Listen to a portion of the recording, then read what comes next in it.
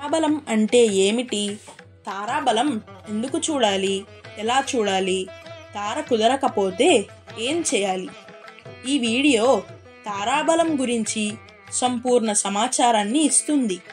ఎవరైనా సులువుగా తారఫలాన్ని చూసుకోవచ్చు. ఒకవేళ తార కాకపోయినా కూడా ఏ సందర్భాల్లో ముహూర్తం పెట్టుకోవచ్చు అనేది వివరంగా చెప్పబడింది. తార అంటే నక్షత్రం. ముహూర్త నిర్ణయంలో మొదటి అంగం తారాబలమే. ముహూర్తంలో అత్యంత ప్రాధాన్యమైన గ్రహము చంద్రుడు. ఆ చంద్రుడు సంచరించే నక్షత్రం నిత్యా నక్షత్రం అవుతుంది. ముహూర్త కాలానికి చంద్రుడు ఉన్న నక్షత్రం ఆ ముహూర్తం చూసుకునేవారి ఈ జన్మ నక్షత్రానికి అనుకూలంగా ఉండాలి. దీనినే తారాబలం అంటారు. ఇవి మొత్తం 9 తారలు ఉన్నాయి.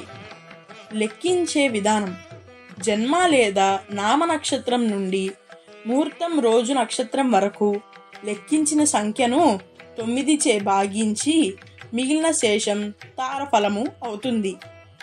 శేషం లేకపోతే 6వ తారగా తీసుకోవాలి. తారలు: శేషం 1 అయిన జన్మతార, శేషం 2 అయిన సంపత్తార, 3 విపత్తార, 4 క్షేమతార, 5 ప్రత్యక్తార, 6 సాధనతార, 7 నైదనతార, 8 మిత్రతార, 9 పరమమిత్రతార. ఈ తారల్లో 2, 4, 6, 8 తారలు శుభప్రదం. మిగిలిన తారలు అయిన 1, 3, 5, 7 తారలు పనికిరావు. తారలు, అధిపతులు, తారఫలము: జన్మతార రవి, దేహనాశనం. సంపత్తార చంద్రుడు, లాభం. విపత్తార రాహువు, దరిద్రం. క్షేమతార గురువు, క్షేమం. ప్రత్యక్తార కేతువు, కార్యనాశనం. సాధనతార చంద్రుడు, కార్యజయం. నైదనతార శని, మరణం. మిత్రతార శుక్రుడు, సుఖం, సంపద. పరమమిత్రతార కుజుడు, సుఖం, లాభం. తారను లెక్కించుటకు మరొక విధానం: జన్మ నక్షత్రం నుండి ముహూర్త నక్షత్రం వరకు లెక్కించిన సంఖ్యను కలిపి ఒక అంకె చేరగా తార వస్తుంది. ఉదాహరణ: జన్మ నక్షత్రం అశ్విని, ముహూర్త నక్షత్రం అనురాధ. జన్మ నక్షత్రం అయిన అశ్విని నుండి ముహూర్త నక్షత్రం అయిన అనురాధ వరకు లెక్కించగా 17 నక్షత్రాలు అవుతాయి. ఈ 2 అంకెలు కలిపితే 1 + 7 8, అంటే 8 మిత్రతార. మరొక ఉదాహరణ: జన్మ నక్షత్రం మృగశిర, ముహూర్త నక్షత్రం మూల. మృగశిర నుండి మూల వరకు లెక్కించగా 15 నక్షత్రాలు అవుతాయి. అంటే 1 + 5 6 వస్తుంది. 6 అంటే సాధన తార. ఈ విధంగా సులువుగా తారను లెక్కించవచ్చు. సరితారలు అయిన సంపత్, క్షేమ, సాధన, మిత్ర, పరమమిత్ర తారలు సకల శుభకార్యాలకు పనికి వస్తాయి. ఒకవేళ అత్యవసర పరిస్థితుల్లో తప్పనిసరిగా ముహూర్తం జరుపుకోవాలంటే వదిలివేయవలసిన తారలు అయిన జన్మ, విపత్, ప్రత్యక్ తారల్లో కొన్ని నియమాలు పాటించి ముహూర్తం పెట్టుకోవచ్చును. చివరకు అత్యంత దోషమైన నైదన తార కూడా కొన్ని పరిహారాలు చేసుకుని ఉపయోగించుకోవచ్చు. అయితే జన్మ, విపత్, ప్రత్యక్ తారలు మాత్రము గ్రహబలం ఉన్నప్పుడు పరిహారం చేసుకుని ఉపయోగించుకోవచ్చును. నైదన తార వదిలివేయడం మంచిది. దోషతారలు అయిన జన్మాది, ప్రత్యక్ తారలు ఏ విధంగా పనికి వస్తాయి అంటే నవక భేదంతో ఆయా తారల్లో ముహూర్తం పెట్టుకోవచ్చును. నవకం అంటే 9 నక్షత్రాల సముదాయము. 9 తారలలో ప్రతి తార 3 నక్షత్రాలు కలిగి ఉంటుంది. అంటే జన్మతార 3 నక్షత్రాలు, సంపత్తార 3 నక్షత్రాలు. ఈ విధంగా అన్ని తారలు 27 నక్షత్రాలను కలిగి ఉన్నాయి. నవకము అంటే 9 నక్షత్రాలు, సముదాయం. అలా 3 నవకాలు ఉంటాయి. జన్మ నక్షత్రం నుండి 9వ నక్షత్రం వరకు ప్రథమ నవకం, 10వ నక్షత్రం నుండి 18వ నక్షత్రం వరకు రెండవ నవకం, 19వ నక్షత్రం నుండి 27వ నక్షత్రం వరకు మూడవ నవకం. ప్రతి తార 3 నక్షత్రాలను కలిగి ఉంటుంది. అలా కలిగి ఉన్న 3 నక్షత్రాల నవకాన్ని బట్టి పూర్తిగా దోషమైన ఒక నక్షత్రాన్ని వదిలి మిగిలిన 2 నక్షత్రాలలో ముహూర్తం పెట్టుకోవచ్చును. దీనికి ముహూర్త గ్రంథాలలో చెప్పబడిన ఈ శ్లోకాన్ని గమనించండి. ప్రథమే ప్రథమం త్యాజ్యం, ద్వితీయత్ తృతీయకం, తృతీయే పంచమం త్యాజ్యం, నైదనం త్రియువర్జయేత్. మొదటి నవకంలో జన్మతార, రెండవ నవకంలో విపత్తార, మూడవ నవకంలో ప్రత్యక్తార. అన్ని నవకాల్లోనూ అంటే 3 నవకాల్లోనూ నైదన తారని వదిలివేయవలెను అని దీని భావము. కొన్ని సందర్భాల్లో వివాహ ముహూర్త నిర్ణయాలలో వధూవరులకు ఒకరికి తార కుదిరి మరొకరికి తార కుదరదు. అలాంటి సమయాల్లో ముహూర్త నిర్ణయాల్లో ఈ నవక భేదంతో ముహూర్తం పెట్టుకోవచ్చును.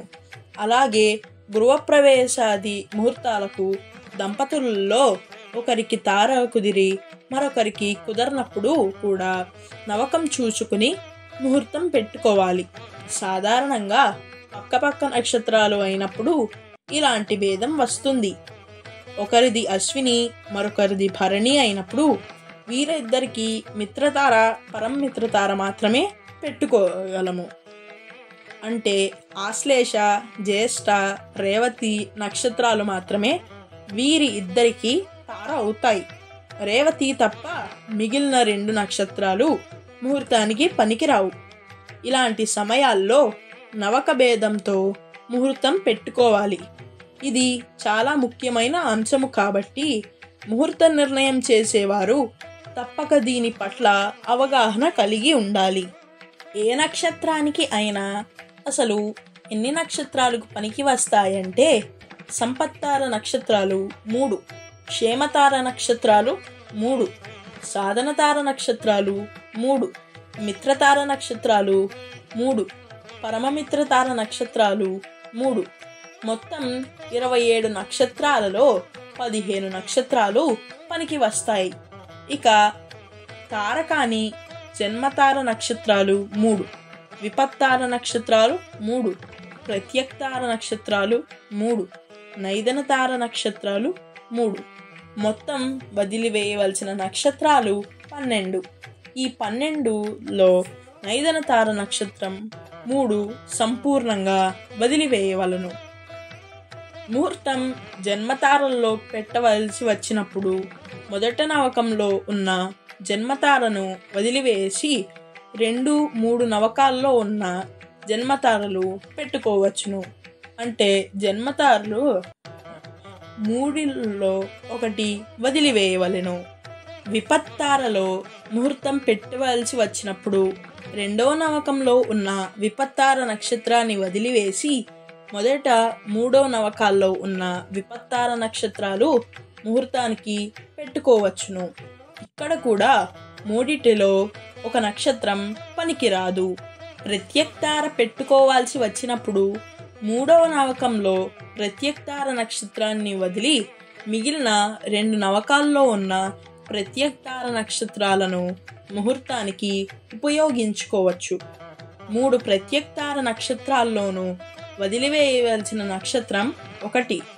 మొత్తంగా 3 నైదనతార నక్షత్రాలు, 1 జన్మతార నక్షత్రం, 1 విపత్తార నక్షత్రం, 1 ప్రత్యక్తార నక్షత్రం, మొత్తం 6 నక్షత్రాలు వదిలి మిగిలిన 21 నక్షత్రాలలో ముహూర్తం నిర్ణయం చేసుకోవచ్చు.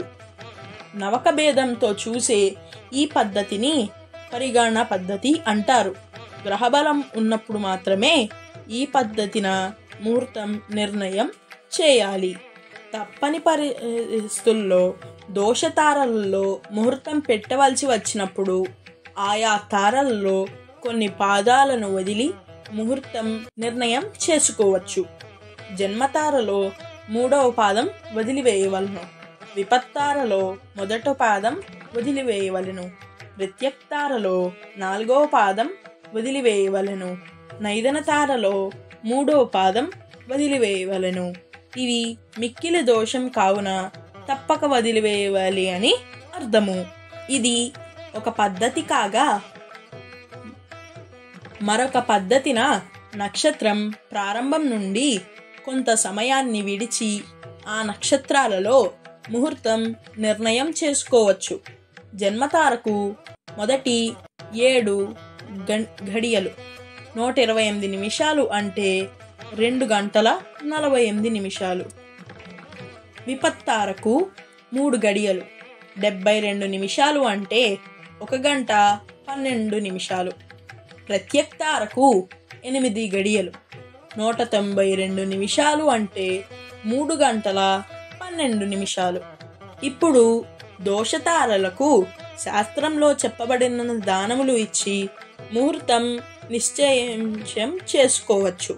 జన్మతారకు ఆకు కూరలు, విపత్తారకు బెల్లము, ప్రత్యక్తారకు ఉప్పు, నైదన తారకు నువ్వులు, బంగారము దానమిచ్చి జరుపుకోవచ్చును. వివాహ ముహూర్తం, గృహారంభ, గృహప్రవేశ ముహూర్త నిర్ణయం చేసే సమయంలో దంపతులకు ఉపనయన ముహూర్తం చేసే వధువుతో పాటు వధువు యొక్క తండ్రికి తప్పనిసరిగా తారబలం కుదరాలి. పక్కపక్క నక్షత్రాలలో వారు జన్మించినప్పుడు ఇద్దరికి తార కుదరటం కష్టం అవుతుంది. అలాంటప్పుడు నవక భేదంతో ముహూర్త నిర్ణయం చేయాలి. ప్రతి దోషతారలకు వదిలివేయవలసిన పాదం అలాగే ఇవ్వవలసిన దానం కూడా శాస్త్రంలో చెప్పబడినది. నవకాన్ని బట్టి జన్మ, విపత్, ప్రత్యక్తారల్లో ముహూర్తం పెట్టుకోవచ్చు. కానీ ఎంత దానం ఇచ్చినా నైదన తారను మాత్రం పూర్తిగా వదిలివేయటం మంచిది. ముహూర్తం సర్వశుభప్రదం అయిన బలంగా ఉన్నప్పుడు తార కుదరకపోతే తప్పనిసరి పరిస్థితుల్లో నవక భేదంతో ఆయా తారలలో ముహూర్తం పెట్టుకోవచ్చును అనేది శాస్త్ర సమ్మతమే. అయినాను నైదన తారను పూర్తిగా వదిలివేయటం మంచిది. నవక భేదంతో దోషతారలను శుభతారలు ముహూర్తానికి ఉపయోగించుకోను ఈ పద్ధతిని అందరికీ తెలియట మంచిది. లేకపోతే తార కాలేదు అని వివాదాలు వచ్చే అవకాశం ఉంటుంది. వచ్చే వీడియోలో మరలా కలుసుకుందాం. ధన్యవాదములు.